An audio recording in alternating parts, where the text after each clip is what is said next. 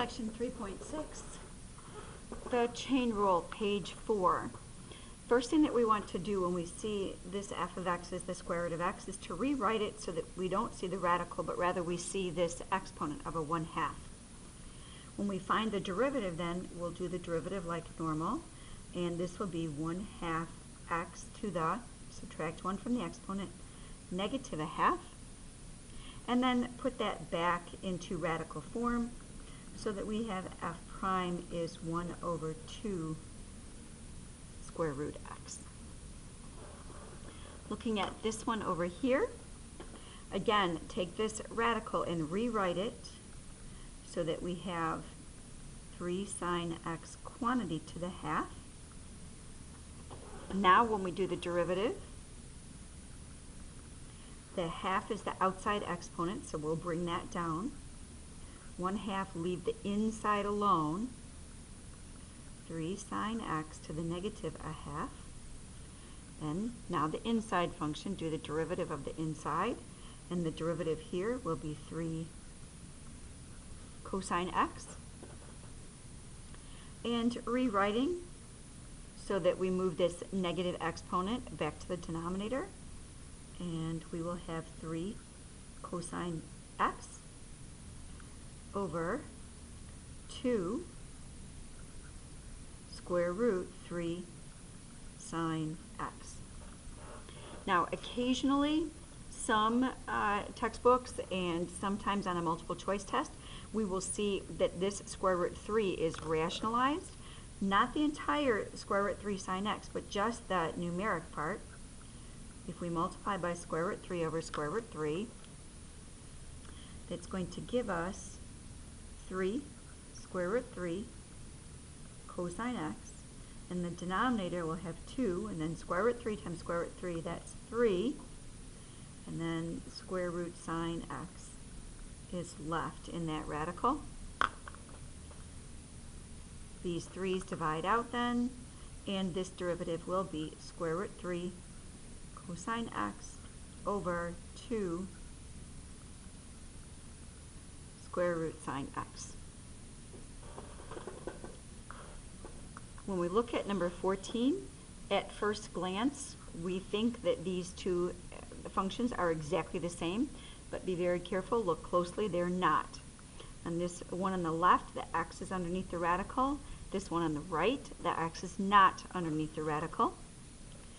When we start to look at these, again, you'll always want to rewrite that radical as a power to 1/2.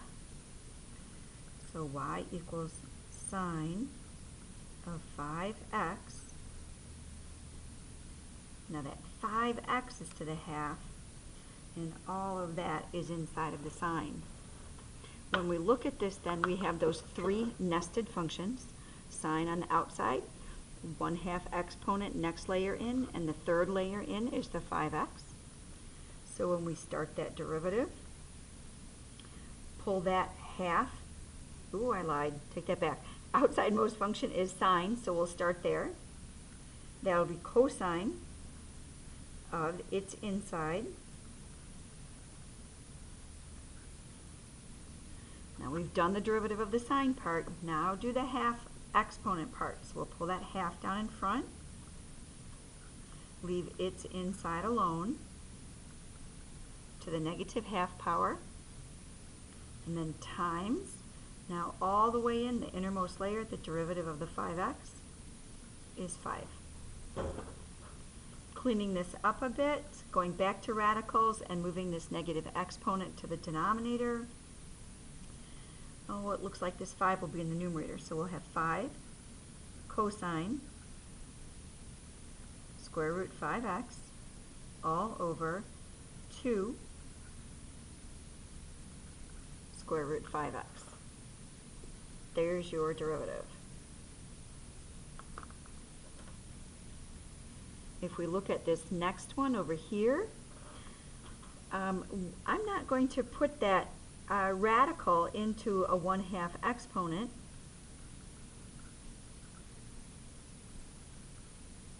Because that square root 5 is just a constant being multiplied by that x. We aren't going to have to do the derivative of that 5 by itself. Y prime then, outermost layer is sine, derivative of sine, cosine,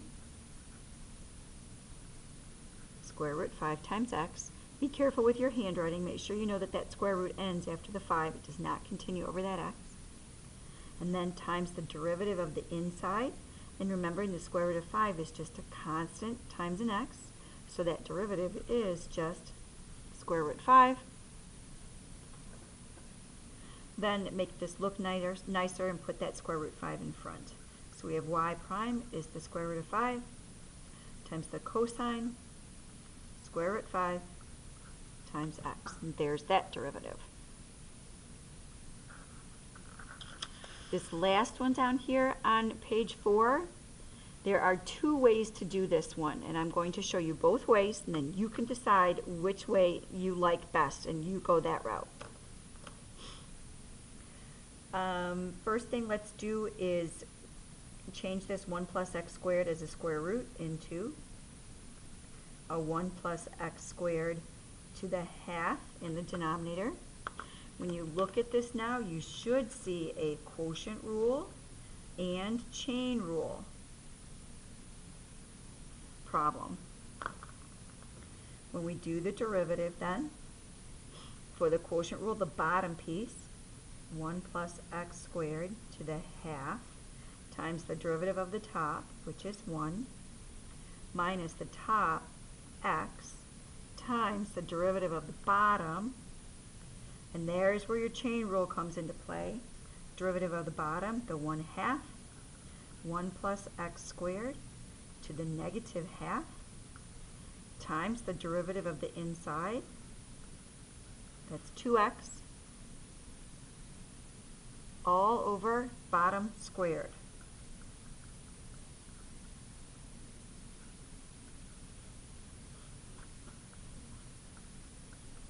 Cleaning this up a bit, this first part is 1 plus x squared, quantity to the half, minus, and when we look over here, look at this 1/2 here times that 2. Those are going to divide out, and we will be left with minus an x squared times a 1 plus x squared to the negative half. In the denominator, a 1 plus x squared to the half squared, that's just a 1 plus x squared. A little bit more still, we're going to have to factor. In the numerator, we can factor out a 1 plus x squared to the negative 1/2. Listen carefully. When you are factoring out a quantity like this, always take out the smallest exponent. So the smallest exponent here between a half and a negative a half is negative a half. Then, distributing back through, kind of thinking about it backwards, 1 plus x squared to the negative a half times 1 plus x squared to the something is to equal 1 plus x squared to the half. When you're multiplying, we add exponents, so negative half plus 1 equals positive a half. From this second piece over here, factoring out a 1 plus x squared to the negative a half, and we need just a minus x squared. Even though it's ugly factoring, it does turn out rather nice.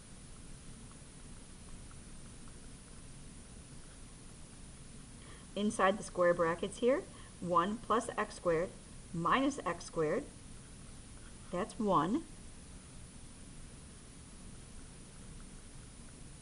We have a 1 plus x squared to the first down here in the denominator. When we take that 1 plus x squared to the negative half and move it down to the denominator, we will end up with 1 plus x squared to the 3/2.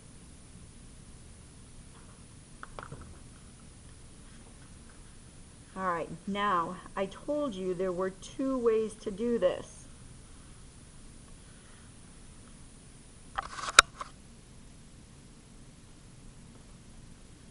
And, oh, darn it. Screen shut off. Sorry. Did I catch it? All right, so the second way to do this is to rewrite it so that we don't see a quotient rule, but rather we see a product rule. So y equals x times a 1 plus x squared to the negative half. Then we're going to do product rule, quotient rule, product rule, chain rule. Product rule and chain rule combination here. Here we go. First, second. All right, product rule is first times the derivative of the second. There's your chain rule coming into play. Negative a half times 1 plus x squared. Subtract 1 from the exponent is negative 3 halves times the derivative of the inside, 2x. There's half of the product rule. First times the derivative of the second plus the second times the derivative of the first, just 1. Cleaning this up a bit. Again, the 2 cancel here, and we will have a negative x squared times a 1 plus x squared to the negative 3 halves plus, and then this piece over here, a 1 plus x squared to the negative half. Again, factoring. A 1 plus x squared. Now listen carefully. Again, we want to take out the smallest exponent. 1 plus x squared is common. The smallest exponent is negative 3 halves. From this first piece, we need a negative x squared. From this second piece, we'll need a 1 plus x squared to the first. And again, look what happens here. In the square brackets, negative x squared plus 1 plus x squared, that's just a 1.